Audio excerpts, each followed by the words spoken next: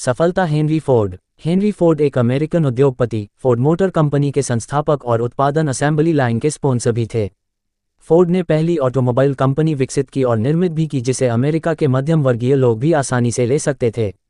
उनके द्वारा निर्मित ऑटोमोबाइल कंपनी को उन्हीं के उपनाम पर रखा गया था और जल्द ही इस कंपनी ने पूरी दुनिया में अपनी पहचान बना ली और साधारण ऑटोमोबाइल कंपनी ने जल्द ही बहुमूल्य कार बनाना शुरू किया और 20वीं शताब्दी में अपनी एक प्रभावशाली छाप छोड़ी। इसके बाद उन्होंने मॉडल टी नामक गाड़ी निकाली जिसने यातायात और अमेरिकी उद्योग में क्रांति ला दी। फोर्ड कंपनी के मालक होने के साथ ही दुनिया के सबसे धनी और समृद्ध लोगों में से एक थे। उन्हें फोर्डिज्म की संज्ञा भी दी गई थी। फोर्ड अंतर्राष्ट्रीय स्तर पर अपनी व्यापकता को बढ़ाना चाहती थी, इसलिए उन्होंने अपनी गाड़ियों की कीमतों में कमी कर बहुत से ग्राहकों को आकर्षित भी किया था। इसके बाद फोर्ड की फ्रेंचाइजी भी उत्तरी अमेरिका के बहुत से भागों में खोली गई। प्रारंभिक जीवन। हेनरी फोर्ड का जन्म 30 जुलाई 1863 को मिशिगन के ग्रीनफील्ड फार्म में हुआ था। असल में उनका परिवार इंग्लैंड के समरसेट से था। हेनरी फोर्ड के भाई बहनों में मार्गरेट फोर्ड किशोरावस्था में उनके पिताजी ने उन्हें एक जेब घड़ी दी थी, लेकिन दोस्त और पड़ोसियों की सहायता से वे फिर उठकर खड़े हुए और घड़ी ठीक करने वाले के रूप में उन्होंने अपनी पहचान बनाई। परिस्थिति को देखकर उनके पिता उन्हें पारिवारिक फार्म देना चाहते थे, लेकिन फोर्ड को फार्म पर काम करना पसंद नहीं था।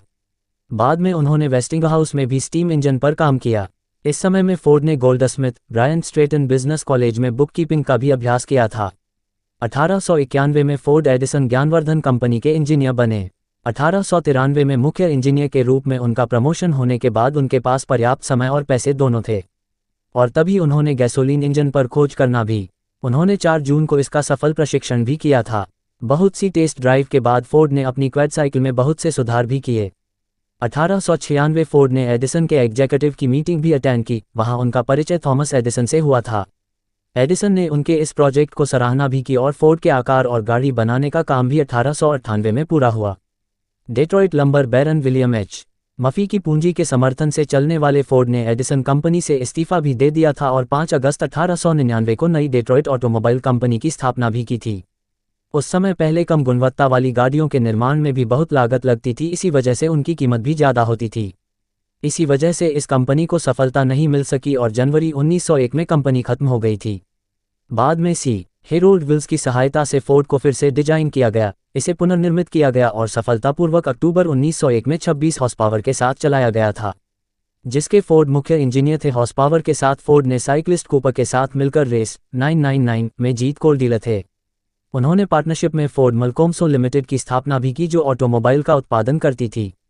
इसके बाद फोर्ड बहुमूल्य गाड़ियों के निर्माण और उन्हें डिजाइन करने में लग गए। रोचक बातें। ऑप्टन सिंक्लेयर ने 1937 में फोर्ड की काल्पनिक कहानी का वर्णन अपने नॉवेल दी फ्लिवर किंग में किया था।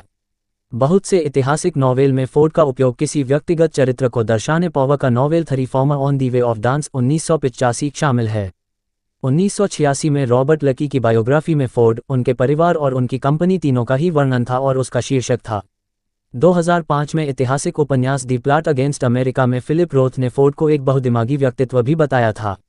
ब्रिटिश लेखक डगलस गालब्रेथ ने फोर्ड के शांति जहाज का उपयोग उपन्यास किंग हेनरी 2007 के मौत की जगह के रूप में किया था। 2008 में ही फोर्ड ने दुनिया में अपनी पहचान बनवा ली थी और दुनिया की सबसे कीमती और बहुमूल्य गाड़ियां बनाने वाली कंपनियों में भी शामिल हो गई।